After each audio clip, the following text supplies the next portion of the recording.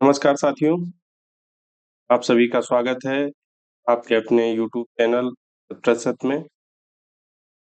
यह हमारे UPPCS mains के पेपर 5 का दूसरा वीडियो है। पहले लेक्चर में हमने पूरा प्रागैतिहासिक काल अर्थात पाषाण काल व उसके बाद के आने वाले काल आद्य ऐतिहासिक काल में हड़प्पा काल की चर्चा की थी।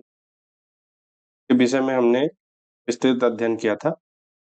फिर भी एक बार हम उसे दोबारा से सरसरी निगाह से देख लेते हैं। हमने उत्तर प्रदेश में स्थित पाषाण कालीन व हड़प्पा कालीन प्रमुख स्थलों व वहां से प्राप्त साक्ष्यों का विवरण देखा। हमने देखा कि उत्तर प्रदेश में विंध्य क्षेत्र, जो आपका मिर्जापुर सोनभद्र का क्षेत्र है, व मध्य गंगा घाटी, जो आपका लगभग ये प्रतापगढ़ व प्रयागराज का क्षेत्र पड़ता है, वहां से पाषाण कालीन जो साक्ष्य मिले हैं, उनसे कैसे पता चलता है कि मनुष्य औजार के रूप में प्राचीन काल से बड़े पत्थरों का प्रयोग करते हुए क्रमिक विकास के तौर पर पाषाण काल के उत्तरार्ध तक, यानी कि पाषाण काल के अंतिम समय पीरियड तक हल्के व अपेक्षाकृत शार्प पत्थर, मतलब थोड़ा से अधिक धारदार पत्थरों के औजारों के साथ साथ पहली बार धातु के रूप में तांबे का प्रयोग करना सीख लिया था।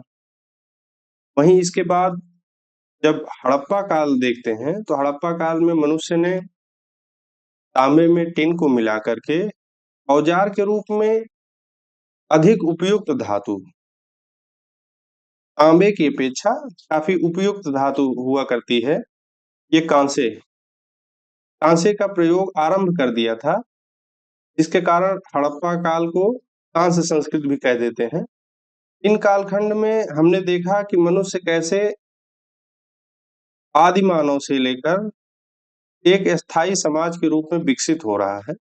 प्रागैतिहासिक काल में हमने देखा कि पुरा पाषाण काल, मध्य पाषाण काल व नव पाषाण काल, तीनों के पुरातात्विक साक्ष्य विंध्य क्षेत्र से व मध्य गंगा घाटी से जो प्राप्त हुए हैं, वह उत्तर प्रदेश के प्राचीन इतिहास को काफी विस्तृत रूप से बताते हैं। अब हड़प्पा काल में इसके बाद हमने हड़प्पा काल में ये देखा कि हड़प्पा काल की जो सबसे पूर्वी छोर है, वह उत्तर प्रदेश में मिलता है। सहारनपुर और मेरठ आदि के आसपास के क्षेत्र में हड़प्पा काल के कई सारे स्थल मिले हैं। इसके बाद अब हम आद्य ऐतिहासिक काल के अंतिम कालखंड वैदिक काल की चर्चा करेंगे। जो भी साथी अभी तक पहला लेक्चर ना देखे हों, वो डिस्क्रिप्शन में दिए गए लिंक के माध्यम से जाकर के पहले वीडियो को देख सकते हैं, और उसी डिस्क्रिप्शन में ही एक टेलीग्राम का लिंक दिया हुआ है, वहां से उसकी नोट्स भी डाउनलोड कर सकते हैं। अब हम अपने प्रश्न पत्र की दृष्टि से बेहद महत्वपूर्ण विषय वैदिक काल की चर्चा करेंगे। वैदिक संस्कृति को यदि देखें तो वैदिक संस्कृति का निर्माता आर्य को माना जाता है। आर्य के विषय में यह ध्यान रखने वाली बात है कि आर्य शब्द जो है वो मूलतः भाषा सूचक शब्द है, ये कोई प्रजाति सूचक शब्द नहीं है। इसका अर्थ होता था श्रेष्ठ। आर्य शब्द का अर्थ श्रेष्ठ होता है। इस कालखंड में आर्यों को लिपि के ज्ञान के संदर्भ में कोई साक्ष्य उपलब्ध तो नहीं हुए हैं, किंतु वेदों के ज्ञान को आर्य मौखिक रूप से एक पीढ़ी से दूसरी पीढ़ी तक पहुंचाते थे। यही कारण है कि वेदों को श्रुति साहित्य भी कहा जाता है। आर्यों के मूल निवास की बात यदि देखें तो इसके संदर्भ में कई सारे मत प्रचलित हैं। इसके संदर्भ में विद्वानों में काफी मतभेद हैं और इसके काफी विवाद हैं। हम अपने पेपर की दृष्टिकोण से, हम अपने इस प्रश्न पत्र की दृष्टिकोण से कुछ उसमें से महत्वपूर्ण मतों को देखेंगे। इसमें सबसे प्रचलित जो मत है वो मैक्स मूलर का है। इतिहासकार मैक्स मूलर हैं। इनका मत यह रहा है कि आर्य लोग जो है वो मध्य एशिया से भारत में आए थे। मध्य एशिया आपका अफगानिस्तान के ऊपरी क्षेत्र, जहाँ तजाकिस्तान कजाकिस्तान आदि है, वहां का क्षेत्र माना जाता है। तो मध्य एशिया का निवासी इन्होंने आर्यों को माना था। हालांकि मैक्स म्यूलर को तो यदि देखें तो मैक्स मूलर संसार की रचना 24 अक्टूबर 4004 ईसा पूर्व को ही मानते हैं और पूरे मानव जीवन के इतिहास को इन्होंने मात्र 6000 वर्षों के बीच फिट करने का प्रयास किया है। तो कितना इनका मत माना जाए, इसमें काफी विवाद है। दूसरा, हमारे प्रश्न पत्र की दृष्टिकोण से दूसरा सबसे महत्वपूर्ण मत है गंगानाथ झा का। गंगानाथ झा ने आर्यों को मूलतः ब्रह्मर्षि देश, आर्यों को मूलतः ब्रह्मर्षि देश का माना है। ब्रह्मर्षि देश की आगे भी चर्चा आएगी, लेकिन मोटे तौर पे यह याद रखिए कि ब्रह्मर्षि देश वर्तमान उत्तर प्रदेश का ही क्षेत्र है, इसलिए इनका मत हमारे लिए महत्वपूर्ण होता है। ब्रह्मर्षि देश की चर्चा आगे भी हम लोग करेंगे, आप लोग निश्चिंत रहिए, इसके बारे में हम काफी अच्छे से चर्चा करेंगे। इसके अलावा जो नए शोध हुए हैं उसमें इतिहासकार भगवान दास गिडवानी हैं। इन्होंने अपनी पुस्तक return of the Aryans, return of the Aryans में आर्यों का जो मूल निवास स्थान है वो भारत को ही माना है। इन्होंने बाहर से आर्यों के आगमन के सिद्धांत को ठुकराया है। लेकिन सबसे महत्वपूर्ण यदि देखें, हमारे लिए सिनौली के जो पुरातात्विक साक्ष्य मिले हैं वर्तमान में, ये हमारे लिए बेहद महत्वपूर्ण है। इसको आप लोग नोट डाउन भी करते रहिएगा, बाकी पीडीएफ के माध्यम से आपको नोट्स मिल जाएगा, लेकिन पढ़ते समय भी थोड़ा बहुत लिखते रहिए। इसमें सिनौली का जो क्षेत्र है ये आपका बागपत जनपद में पड़ता है। यहाँ से रथ, हथियार व धात्विक कवच, धातु के बने हुए कवच मिले हैं। मूलतः ये सब जो साक्ष्य हैं ये आर्य संस्कृति को दर्शाते हैं। ये आर्य संस्कृति के द्योतक हैं। जबकि जब इन वस्तुओं की कार्बन डेटिंग की गई तो ये हड़प्पा काल के आसपास के आते हैं। हड़प्पा काल के आसपास के ये प्रतीत होते हैं। तो इस मामले में ये देखने की बात है कि कई सारे इतिहासकार हड़प्पा काल की समाप्ति का जिम्मेदार आर्यों को मानते हैं। आर्यों के बाहरी आक्रमण के रूप में इसे देखते हैं, जब हड़प्पा काल में ही ये सब हथियार मिले हैं। तो इसके माध्यम से, सिनौली के पुरातात्विक साक्ष्यों के माध्यम से आर्यों के बाह्य आक्रमण के सिद्धांत को एक मजबूत चुनौती मिली है। इतिहासकारों द्वारा अभी इस पे काफी शोध चल रहे हैं। अब इसके बाद हम वैदिक काल का विभाजन देखेंगे। वैदिक काल के विभाजन को यदि देखें तो इसे दो भागों में बांटा गया है, ये ऋग वैदिक काल व उत्तर वैदिक काल।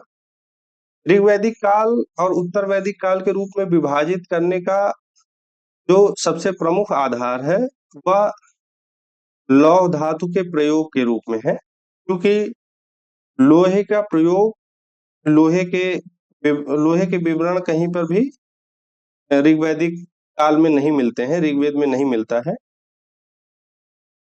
इसलिए ऋग्वैदिक काल में लोहे के प्रयोग का कहीं जिक्र न मिलने की वजह से इस कालखंड को लौह पूर्व काल माना जाता है। और जो लोहे के प्रारंभिक साक्ष्य मिले हैं वो एटा जनपद के अतरंजी खेड़ा से मिला है, जो लगभग 1000 ईसा पूर्व के आसपास का है। इसलिए ऋग्वैदिक काल को हड़प्पा काल के बाद यानी कि 1500 ईसा पूर्व से लगभग जब से लौह धातु के प्रयोग के साक्ष्य मिले हैं यानी 1000 ईसा पूर्व तक माना जाता है। इसके बाद के काल को उत्तर वैदिक काल यानी लौह युग माना जाता है, यानी कि इसके कालखंड यदि देखें तो 1000 ईसा पूर्व से लेकर के 600 ईसा पूर्व के आसपास का काल इसको माना जाता है। लेकिन जैसा कि हम पहले पिछले लेक्चर में भी देखे थे, इस लेक्चर में भी हमने जानने का प्रयास किया था कि इस कालखंड में प्राचीन काल में समय विभाजन जो है वो बहुत ही एक एग्जैक्ट नहीं माना जाता है। इसमें समय समय पर विवाद उत्पन्न होते रहते हैं। जैसे इसी संदर्भ में यदि देखें तो उत्तर प्रदेश में ही सोनभद्र में राजा नल के टीले से करीब 1500 ईसा पूर्व के लोहे के साक्ष्य मिले हैं। इस कारण से अब नए तरीके से इस काल विभाजन पर प्रश्न उठे हैं, लेकिन जो सामान्य प्रचलित मत है उसमें ऋग्वैदिक काल को 1500 ईसा पूर्व से शुरुआत व 1000 ईसा पूर्व तक माना जाता है, जबकि उत्तर वैदिक काल को 1000 ईसा पूर्व से 600 ईसा पूर्व तक के बीच का कालखंड माना जाता है। हम इसमें सबसे पहले ऋग्वैदिक काल की शुरुआत करेंगे। ऋग्वैदिक काल की यदि चर्चा करें तो ऋग्वैदिक काल का जो भौगोलिक क्षेत्र है ये आपका तब सिंधु प्रदेश के बाद जो है ये पंजाब, हरियाणा और दिल्ली और ये आपका गंगा के पश्चिमी तट, ये लगभग क्षेत्र जो है आपका ये माफ कीजिएगा, ये ऋग्वैदिक काल की सीमा मानी जाती है। इसको एक और नाम से ब्रह्मवर्त ब्रह्मवर्त के नाम से इसको जाना जाता है, यानी कि गंगा का पश्चिमी तट और उधर सप्त सिंधु प्रदेश के बाद का क्षेत्र। सप्त सिंधु प्रदेश यानी कि ये अफगानिस्तान के नीचे जो आपका चिनाव, झेलम, रावी आदि का क्षेत्र जो पड़ता है इसको सप्त सिंधु प्रदेश कहते हैं। तो उसके बाद का क्षेत्र ये ब्रह्मवर्त के नाम से जाना जाता है। इसी को ऋग्वैदिक काल की भौगोलिक सीमा के रूप में देखा जाता है। ऋग्वैदिक काल में यदि देखें तो ऋग्वेद में 25 नदियों का विवरण मिलता है। 25 नदियों के विवरण में सबसे महत्वपूर्ण जो विवरण है वो सरस्वती, गंगा, यमुना, सिंधु आदि के विषय में है। उसमें भी सबसे ज्यादा चर्चा सिंधु नदी की हुई है, लेकिन सरस्वती नदी जो है वो विशेष रूप से महत्व रखता है इस बात को लेकर के कि सरस्वती नदी को उस कालखंड में सबसे पवित्र नदी माना गया है और इसे नदीत्मा की संज्ञा दी गई है। सरस्वती नदी को नदीत्मा की संज्ञा दी गई है इसकी सबसे अधिक पवित्रता को मानते हुए इस कालखंड में। ऋग्वैदिक काल को समझने के लिए आगे चल करके ऋग्वेद के अतिरिक्त दो ब्राह्मण ग्रंथ लिखे गए हैं। इसको बहुत याद रखने की जरूरत नहीं, लेकिन जानकारी के तौर पर आप लोग लिख सकते हैं। ऐतरेय व कौशिकी कौशिकी जो ब्राह्मण ग्रंथ है ये ऋग्वेद को समझने के लिए ये दो महत्वपूर्ण ब्राह्मण ग्रंथों की रचना हुई है। इसके बाद हम ऋग्वैदिक कालीन सामाजिक व्यवस्था के विषय में जानेंगे। ऋग्वैदिक सामाजिक व्यवस्था को यदि देखें तो यह ज्ञात होता है कि इस समय का जो समाज है वो कबीलाई संस्कृति के रूप में है और छोटे छोटे जनों के रूप में, जन का नाम दिया जाता है, ग्रामीण परिवेश था, एक स्थायी निवास था, उसे जन के रूप में विभाजित किया गया था और इसका जो प्रधान होता था वह राजन कहलाता था। इसी कालखंड में यह ध्यान देने वाली बात है कि राज्याभिषेक का भी प्रथम बार जिक्र आता है। राज्याभिषेक की भी चर्चा इसी कालखंड से प्रारंभ होती है। लेकिन हाँ, राजा के पास इस कालखंड में कोई बहुत असीमित अधिकार नहीं थे। इस कालखंड में राजनीतिक रूप से यदि देखें तो काफी शक्तिशाली संगठन हुआ करते थे, जो सभा, समिति, विदत, गण परिषद आदि के रूप में विभाजित थे। वो सभी राजा को सलाह देती थी प्रशासन व शासन के विषय में। और इस समय के समाज में 2-3 विशेषताएं रही हैं, जैसे कि इस कालखंड में आते-आते विवाह व वर्ण व्यवस्था, अंतिम चरण में वर्ण व्यवस्था की भी चर्चा मिलती है।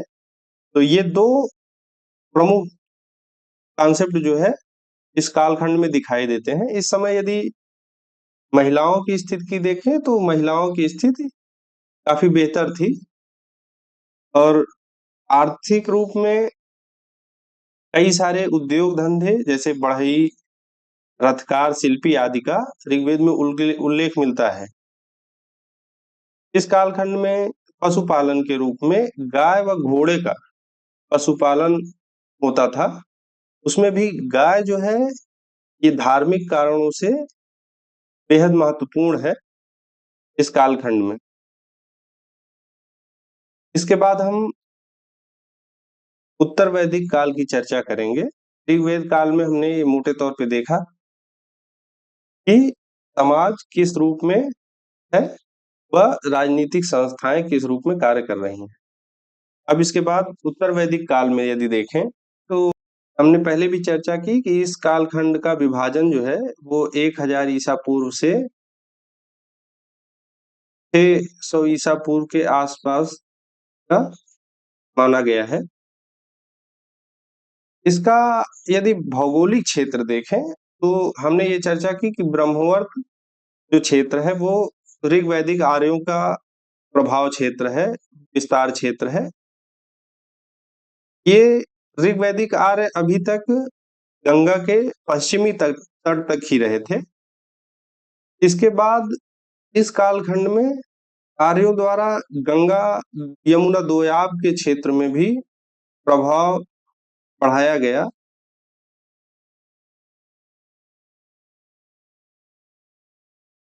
गंगा यमुना दोआब क्षेत्र, जब इस गंगा यमुना दोआब क्षेत्र में प्रभाव हो गया तो इस पूरे क्षेत्र को मिलाकर के ब्रह्मर्षि देश का नाम दिया गया। ब्रह्मर्षि देश के बाद जब इस कालखंड के उत्तरार्ध में आर्यों का और विस्तार हुआ, जब ये हिमालय व विंध्य क्षेत्र तक पहुंचे, हिमालय प्लस विंध्य क्षेत्र, ये जब इस क्षेत्र में भी आर्यों का प्रभाव बढ़ा, प्रभाव पहुंचा, तब इस क्षेत्र को पूरा मध्य देश कहा गया। मध्य देश या शिष्ट देश भी इसको कह देते हैं। ये जो क्षेत्र है मध्य देश, ये पूरे उत्तर प्रदेश के वर्तमान क्षेत्र को कवर करता था। इस लिहाज से हम समझ पा रहे होंगे कि इस कालखंड की चर्चा हमारे प्रश्न पत्र के दृष्टिकोण से कितना महत्वपूर्ण है। आगे चलकर इस काल में तो नहीं, लेकिन इसके बाद जो है जब आर्यों द्वारा बिहार व बंगाल का दक्षिणी पश्चिमी क्षेत्र, बंगाल का दक्षिणी पश्चिमी क्षेत्र जो है जब आर्यों के प्रभाव में आया तो इस पूरे उत्तर भारतीय क्षेत्र को आर्यावर्त का नाम दिया गया। कई बार आप लोगों ने सुना होगा आर्यावर्त, तो इसी क्षेत्र को आर्यावर्त के नाम से उस कालखंड में जाना गया। इस काल के विषय में जो जानकारी हमें मिली है वो इस काल में संकलित, इस काल के साहित्य जो रहे हैं उनसे हमें इसके विषय में जानकारी मिली है। तो अगला हम इस कालखंड के साहित्यों के विषय में पढ़ेंगे। उत्तर वैदिक कालीन यदि साहित्य देखें तो इसमें तीन ऋग्वेद के अलावा जो 3 वेद हैं, सामवेद, यजुर्वेद व अथर्ववेद, यही तीनों सबसे महत्वपूर्ण स्रोत हैं जानकारी के लिए। इसकी जैसे सामवेद को यदि देखें तो सामवेद के माध्यम से संगीत के सप्तस्वरों का पता चलता है। सप्तस्वर जैसे आपने देखा होगा सा रे गा मा पा आदि है, वो उसी को सप्तस्वर कहते हैं। तो सामवेद से ही उसकी शुरुआत मिलती है। जबकि यजुर्वेद जो है आपका, उसमें कर्मकांड के विषय में, यज्ञ के अनुष्ठानिक विधियों के बारे में काफी विस्तृत उल्लेख मिलता है। और अथर्ववेद में तंत्र विद्या, तंत्र विद्या जैसे जादू टोना आदि है, उसके विषय में अथर्ववेद में बताया गया है। इन वेदों के अतिरिक्त भी इस काल के अंतिम चरण में ज्यादातर ब्राह्मण ग्रंथों, अरण्यक व उपनिषदों की मौखिक परंपरा विकसित हो गई थी। तो इनके विषय में भी हम थोड़ा थोड़ा सा देख लेते हैं। जैसे यदि हम ब्राह्मण ग्रंथ की चर्चा करें तो ब्राह्मण ग्रंथों की रचना वेदों को समझने के लिए गद्य रूप में इसकी रचना की गई थी। वहीं अरण्यक की यदि बात करें तो अरण्यक उन्हें कहा गया जो वन में रहने वाले सन्यासियों या छात्रों द्वारा इसकी रचना की गई। इस ग्रंथ की एक और विशेषता है कि ये दार्शनिक सिद्धांतों की चर्चा इसी अरण्यक ग्रंथ में मिलती है। इसके बाद उपनिषदों की यदि चर्चा करें इसी कालखंड के, तो उपनिषद जो है वो वेदों के अंतिम रूप माने जाते हैं। वैसे तो उपनिषदों की संख्या जो रही है वो 108 रही है, लेकिन इसमें भी सबसे महत्वपूर्ण जो है वो 10 उपनिषद ही रहे हैं, जिसमें आपका मुंडोक उपनिषद आदि आता है। इन्हीं 10 पर बाद के काल में शंकराचार्य ने भाष्य लिखा था। इस लिहाज से ये 10 ही महत्वपूर्ण है।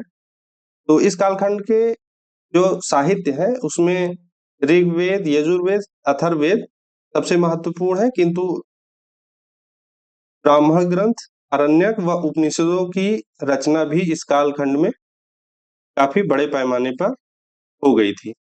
यहीं पे हम इस कालखंड के बाद में जो कुछ रचनाएं हुई हैं, वैदिकोत्तर साहित्य जो है, उसकी भी चर्चा यहीं हम कर लेते हैं।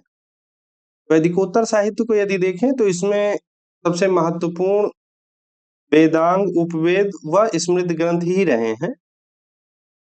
जैसे वेदांगों को यदि देखें तो इनकी संख्या 6 रही है और ये गद्य में लिखे गए हैं।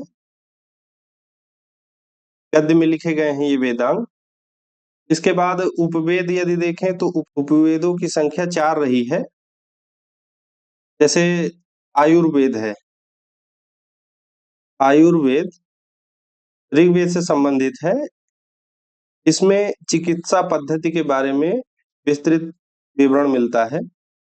इसके अलावा 3 अन्य जो उपवेद है उसमें गंधर्व वेद है, जैसे उसमें संगीत कला, गंधर्व वेद संगीत के लिए, तथा इसके बाद धनुर्वेद है। धनुर्वेद जो है आपका वो यजुर्वेद का उपवेद है।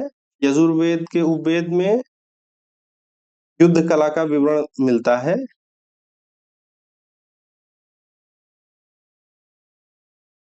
वहीं अंतिम जो उपवेद है वो शिल्प वेद है। जैसा कि नाम से ही देखने में स्पष्ट हो रहा है कि इसमें शिल्प के विषय में विवरण मिलेगा। ये उपवेद जो शिल्प कला उपवेद है ये अथर्ववेद से संबंधित है।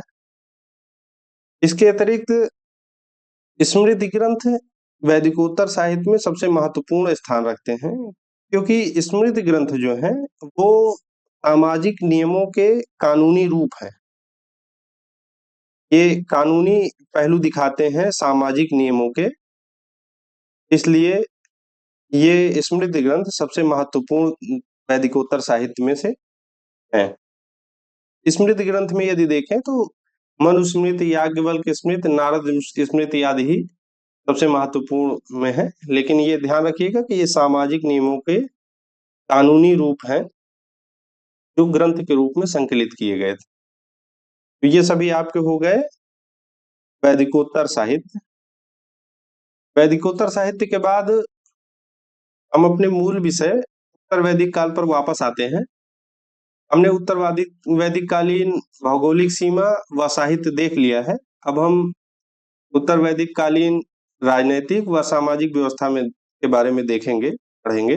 उत्तर वैदिक कालीन जो राजनीतिक व्यवस्था है उसके विषय में ये देखते हैं। तो जैसे ऋग्वैदिक काल में जन जो थे, छोटे छोटे जो जन थे, वो एक साथ समूह बना करके, एक साथ मिक्स होकर के वो अब जनपद का रूप ले लिए थे।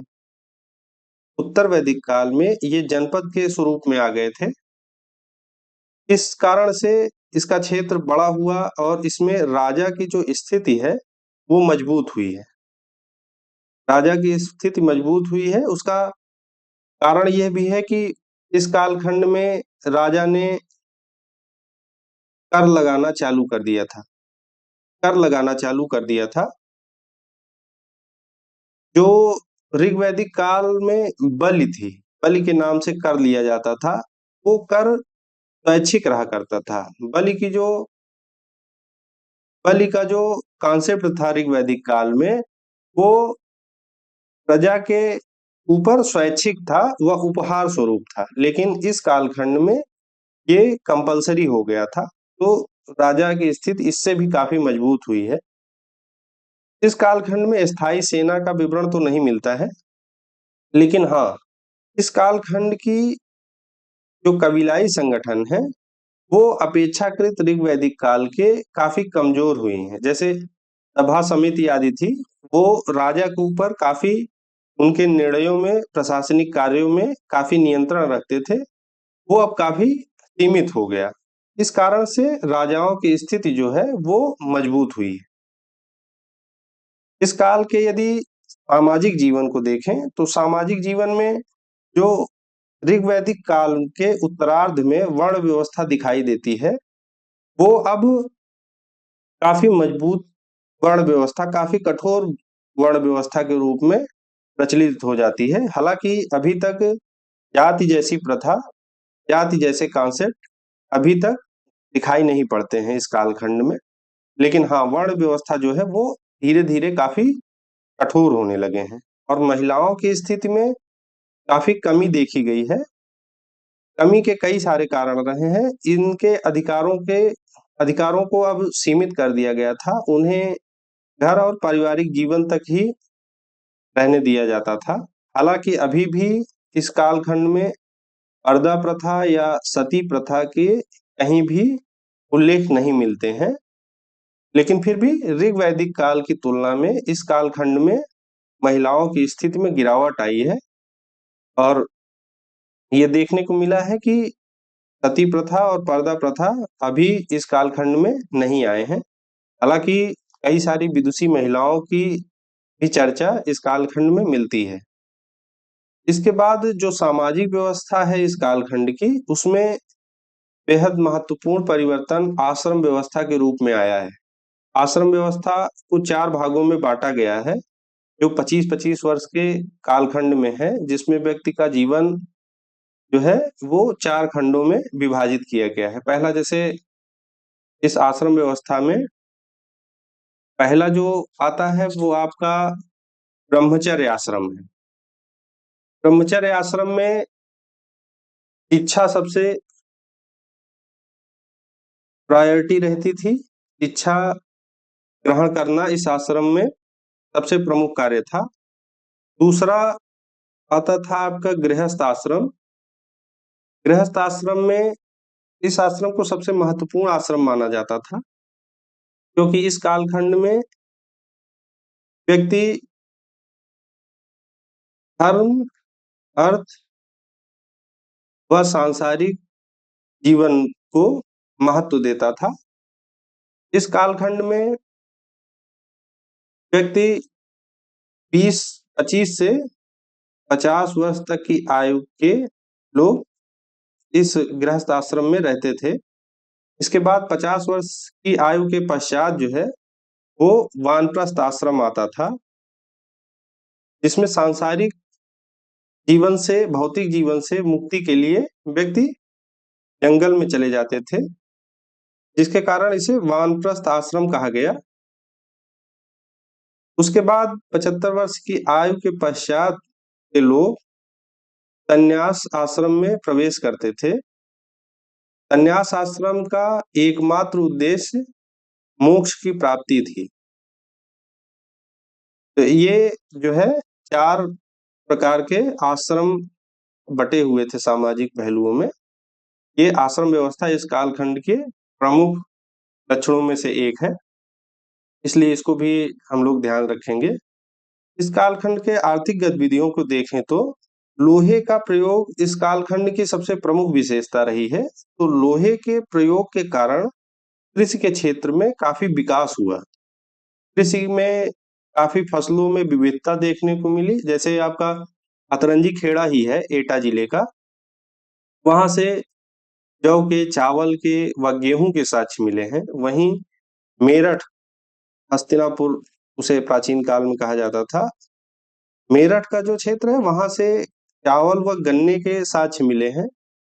और नहरों का सबसे महत्वपूर्ण, इस कालखंड में नहरों का उल्लेख मिलता है। सबसे शुरुआती उल्लेख जो जो नहरों के हैं वो इसी कालखंड के साहित्यों से मिलते हैं। इस कालखंड में पशुपालन में भी काफी विविधता आई। नए नए प्रकार के उद्योग धंधे विकसित हुए। मृदभांड को यदि देखें तो इसके विस्तृत जो साक्ष्य हैं पूरे पश्चिमी उत्तर प्रदेश से मिले हैं। लेकिन व्यापार जो है अभी भी वस्तु विनिमय प्रणाली पर ही आश्रित है, वस्तु विनिमय प्रणाली पर ही आधारित है। सिक्कों का अभी नियमित प्रचलन तो नहीं दिखाई पड़ता। प्रचलन तो है लेकिन नियमित प्रचलन व्यापार आदि में नहीं दिखता है। वहीं इस कालखंड में जो वैज्ञानिक गतिविधियां थी वो समकालीन अन्य समाजों से काफी समृद्ध थी।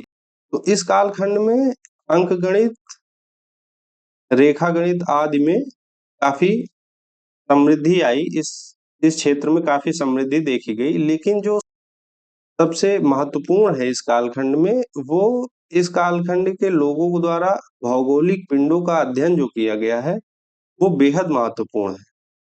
इस कालखंड के लोगों द्वारा भौगोलिक पिंडों का अध्ययन करके पंचांग आदि का निर्माण किया गया। इसके अलावा सूर्य ग्रहण, चंद्र ग्रहण जैसे भौगोलिक घटनाओं की काफी सटीक भविष्यवाणी इस कालखंड में देखने को मिलती है। तो इस कारण से इस कालखंड में जो वैज्ञानिक चेतना है वो काफी समृद्ध दिखाई पड़ती है। अब इस कालखंड में यदि धार्मिक प्रवृत्ति देखें तो धार्मिक प्रवृत्तियों में काफी बढ़ोतरी देखी गई है। जैसे इस कालखंड में कर्मकांडों में काफी विस्तार देखा गया है, काफी कर्मकांड बढ़े हैं। जैसे यज्ञ है, यज्ञ में बलि की जो प्रथा है वो काफी अधिक मात्रा में बढ़ी है। इस कालखंड में जो अंधविश्वास है उनकी भी काफी अधिकता देखने को मिलती है। लेकिन हाँ, इस काल के अंतिम दौर में पुरोहितों तथा कर्मकांडों के विरुद्ध उपनिषद के रूप में काफी प्रतिक्रिया देखने को मिली है। उपनिषदों के माध्यम से इसके विरुद्ध प्रतिक्रिया देखने को मिलती है, जो आगे के कालखंड में, जो आगे चल करके महाजनपद काल में बौद्ध धर्म, जैन धर्म के रूप में चरम स्थिति को प्राप्त कर रहा है। इस कालखंड को हम लोग यहीं पर समाप्त करेंगे। तो हमने उत्तर वैदिक काल तक के इतिहास को देखा, जो आद्य ऐतिहासिक काल की सीमा में आता है। अब इसके बाद हम ऐतिहासिक काल की चर्चा शुरू करेंगे। ऐतिहासिक काल में जो सबसे पहला आता है वो महाजनपद काल है। महाजनपद काल भी इस कालखंड की तरह ही वो भी महत्वपूर्ण है, क्योंकि कुल 16 महाजनपदों में से जो 8 महाजनपद हुआ करते थे, वो वर्तमान उत्तर प्रदेश में ही पड़ते हैं। इस कारण से आप सब समझ रहे होंगे कि ये बेहद महत्वपूर्ण है हमारे प्रश्न पत्र के दृष्टिकोण से। इस लेक्चर से संबंधित जो नोट्स हैं वो आपको टेलीग्राम लिंक दिया हुआ है डिस्क्रिप्शन में, वहां से इस लेक्चर की नोट्स आप डाउनलोड कर सकते हैं। अंत में आप सभी इस लेक्चर से संबंधित एक अभ्यास प्रश्न नोट कर लीजिए। आप सभी के स्क्रीन पे ये दिख रहा होगा। वैदिक कालीन संस्कृति का उत्तर प्रदेश के समाज में क्या महत्व है। इस पे आप अपना आंसर लिखिएगा, ये 200 शब्दों में लिखिएगा। हमें आशा है कि आप सभी बेहतर तरीके से लिखेंगे और धीरे-धीरे क्रमिक रूप से अपने-अपने आंसर राइटिंग को बेहतर करते चलेंगे। अब हम अगले लेक्चर में मिलेंगे, जहाँ पे हम महाजनपद काल के विषय में चर्चा करेंगे। आप सभी का इस वीडियो को देखने के लिए बहुत-बहुत धन्यवाद।